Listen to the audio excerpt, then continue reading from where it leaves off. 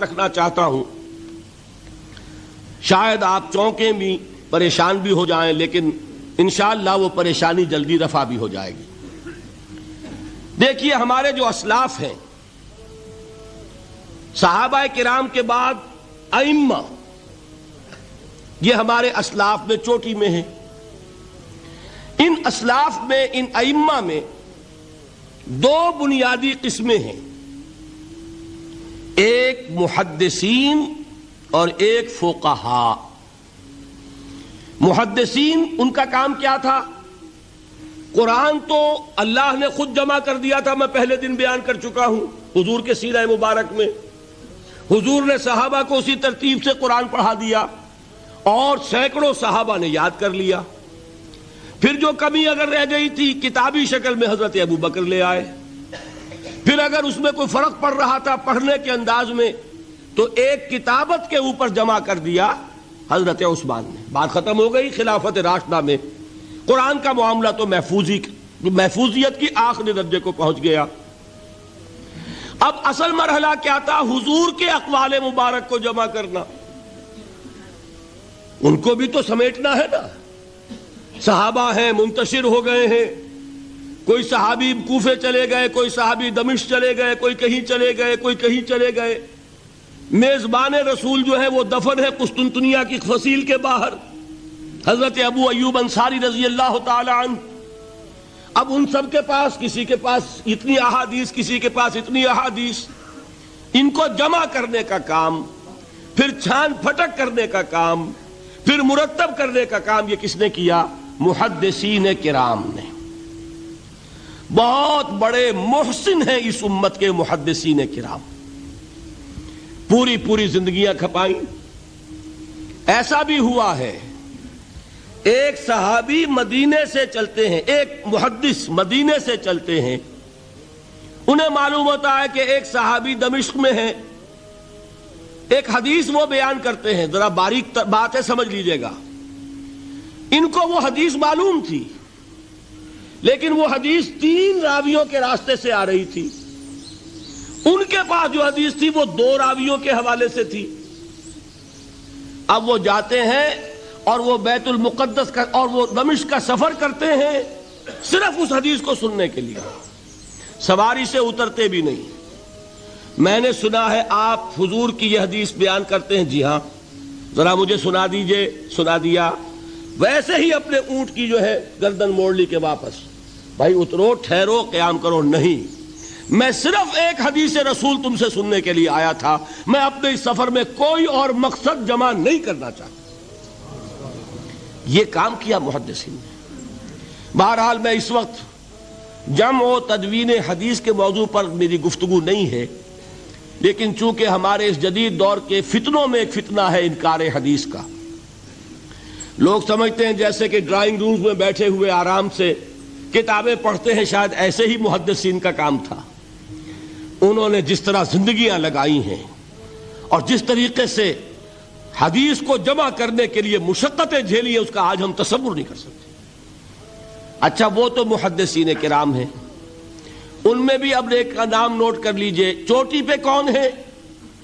امام بخاری، امام مسلم، امام ترمذی، امام احمد ابن حنبل، امام ابن ماجہ، امام ابو داؤد، سب ہیں، لیکن چوٹی پر رئیس المحدثین کون ہے؟ امام بخاری۔ اچھا، اب تیسرا طبقہ ہے ہمارے ہاں، دوسرا، وہ ہے فقہاء۔ قرآن بھی جمع ہو گیا، حدیث بھی آ گئی، اب اس سے احکام نکالنے بھی تو ہے نا، استدلال کرنا ہے، حدیثوں کو جوڑنا ہے، قرآن کے ساتھ ان کا ربط تلاش کرنا ہے، اور پھر کوئی حکم تلاش کرنا ہے، اجتہاد کرنا ہے۔ یہ کام جنہوں نے کیا انہیں ہم کیا کہتے ہیں؟ فقہاء کرام۔ اور ان میں بہرحال جو لوگ یہاں جمع ہیں، مجھے یقین ہے کہ وہ اس بات کو تسلیم کرتے ہوں گے کہ ان میں چوٹی پر ہیں امام ابو حنیفہ رحمۃ اللہ علیہ، امام اعظم۔ ٹھیک ہے، کسی کی رائے ذرا مختلف بھی ہو سکتی ہے، کوئی شافعی مسلک کا ہے تو امام شافعی کو بہرحال وہ اونچا درجہ دے گا، مالکی مسلک کا ہے تو امام مالک سے اسے زیادہ نسبت ہے۔ لیکن واقعہ یہ ہے پوری دنیا نے تسلیم کیا ہے کہ قانون کا جتنا سینس امام ابو حنیفہ کو ہے، قانون ایک علیحدہ شے ہے، اخلاقیات علیحدہ چیز ہیں. ایک شے کا اخلاقی تقاضا کچھ اور ہے، قانونی تقاضا کچھ اور ہے. آپ کو کسی نے تھپڑ مارا، اخلاقی تقاضا کیا ہے؟ معاف کر دو بھائی. اور قانونی تقاضا کیا ہے؟ جوابی تھپڑ رسید کرو. اس لیے کہ اگر یہ نہیں کرو گے تو اس کی ہمت افزائی ہوگی، یہ کسی اور کو بھی تھپڑ مارے گا. قانون کا تقاضا یہ ہے، السن بالسن، دانت کا بدلہ دانت، والأذن بالأذن، کان کا بدلہ کان. قانون یہ ہے. اور اخلاق کا تقاضا کیا ہے؟ وَإِن تَعْفُوا وَتَصْفَحُوا وَتَغْفِرُوا، اگر تم بخش دو، معاف کر دیا کرو، لوگوں سے درگزر کیا کرو. فَإِنَّ اللَّهَ غَفُورٌ رَحِيمٌ، تو اللہ بھی تو غفور اور رحیم ہے. تقاضے متضاد ہو گئے کہ نہیں؟ کسی معاملے کے اخلاقی پہلو پر نظر رکھنا یہ اور مزاج ہوگا، اور کسی معاملے کے قانونی پہلو کی گہرائی میں اترنا یہ اور مزاج ہے. میں اپنا احساس عرض کر رہا ہوں، اور دنیا میں جو بات مانی گئی ہے کہ جس کا نام لیگل سینس ہے، قانون کا ایک فہم، اس میں دنیا کا کوئی شخص مقابلہ نہیں کر سکتا امام ابو حنیفہ کا. آپ صحابہ کو ان سے مستثنا کر دیجئے، ظاہر بات ہے انبیاء اور رسولوں کا معاملہ نہیں ہے، تو باقی انسانی نوع انسانی کے اندر امام ابو حنیفہ کا پلے کا کوئی شخص، ان کے برابر کا کوئی شخص قانون کا فہم رکھنے والا آج تک پیدا نہیں.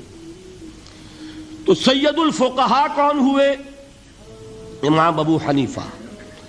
اور رئیس المحدثین کون ہے؟ امام بخاری. یہ ساری جو میں نے اس وقت آپ کو تمہید بیان کی، وہ اس مسئلے کے لیے پریشان کن مسئلہ یہ ہے کہ امام ابو حنیفہ کی طرف یہ بات منسوب ہے کہ وہ یہ فرماتے ہیں الایمان قول،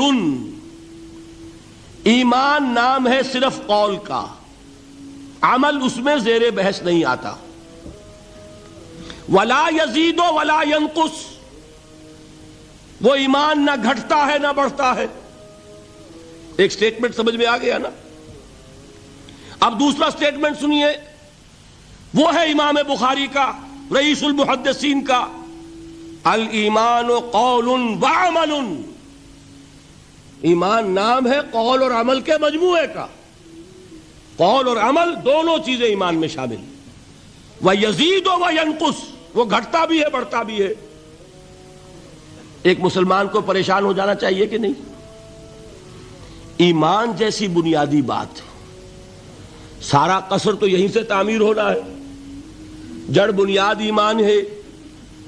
ایمان کے بارے میں کوئی 14ویں صدی کے 15ویں صدی ہجری کے کوئی علماء ہوں، بڑے سے بڑے ہوں، ان کا اختلاف ہو جائے تو تشویش نہیں ہوگی. یہ کن کے درمیان اختلاف ہو رہا ہے؟ رئیس المحدثین امام بخاری اور سید الفقہاء امام ابو حنیفہ. اور کتنا بنیادی اختلاف، بظاہر متضاد باتیں، بظاہر کہہ رہا ہوں میں نے کہا تھا مجھے پہلے آپ کو پریشان کرنا ہے، پھر تاکہ آپ کی سمجھ میں بات آئے یہ پریشانی رفع کیسے ہوتی ہے. اسی سے علم میں اضافہ ہوتا ہے. بات جو ہے وہ گہرائی کے ساتھ سمجھ میں آتی ہے کہ مسئلہ پہلے سامنے ہو. مسئلے کی اہمیت سامنے نہیں ہوگی تو آپ توجہ اتنی نہیں کریں گے. تو دیکھیے تضاد کتنا ہے. بعد المشرقین جسے کہتے ہیں ہم اپنے محاورے میں، کہ ایک مشرق کی بات ہے تو دوسری مغرب کی ہے. الایمان قول، نہیں، الایمان قول وعمل، تضاد ہے نا. لا یزید ولا ینقص، نہیں، یزید وینقص. تو یہ تو معلوم ہوتا ہے کہ بہت زبردست اختلاف ہے جو حل نہیں ہو سکے گا.